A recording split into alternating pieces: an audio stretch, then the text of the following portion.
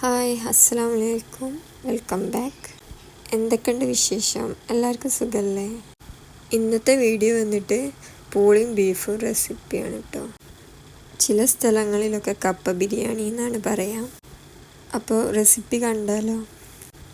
ഞാനിവിടെ 2 കപ്പയാണ് എടുത്തിട്ടുള്ളത്. ഇനി ഇതിൻ്റെ തൊലിയൊക്കെ ഒന്ന് കളഞ്ഞെടുക്കാം. തൊലിയൊക്കെ കളഞ്ഞെടുത്ത് ഇനി ഇതൊന്ന് കഴുകി എടുക്കുന്നുണ്ട്. ഇനി ഇതൊന്ന് മുറിച്ചെടുക്കാം. ഈ ഒരു വലുപ്പത്തിലാട്ടോ ഞാൻ കട്ട് ചെയ്തെടുക്കണത്.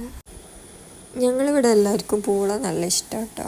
അതുകൊണ്ടാണ് ബീഫ് കിട്ടിയപ്പോൾ പൂളിയും ബീഫും ആക്കാമെന്ന് വിചാരിച്ചത്.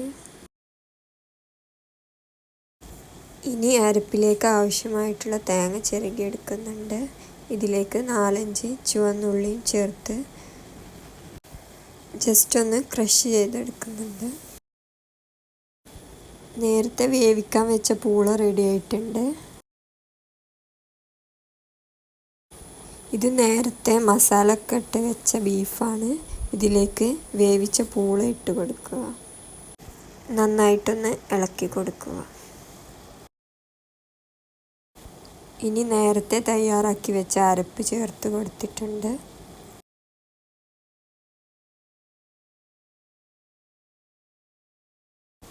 ഇതിലേക്ക് ആവശ്യത്തിന് കറിവേപ്പിലയും മല്ലിച്ചപ്പും ചേർത്ത് കൊടുക്കുക. ഇത് നല്ല അടിപൊളി ടേസ്റ്റാണ്. അപ്പോൾ എല്ലാവരും ഒന്ന് ട്രൈ ചെയ്ത് നോക്കുക. ഇനി അടുത്ത വീഡിയോയിൽ കാണാം. ബൈ. ഇഷ്ടപ്പെട്ടാൽ സബ്സ്ക്രൈബ് ചെയ്യണേ. Thanks for watching.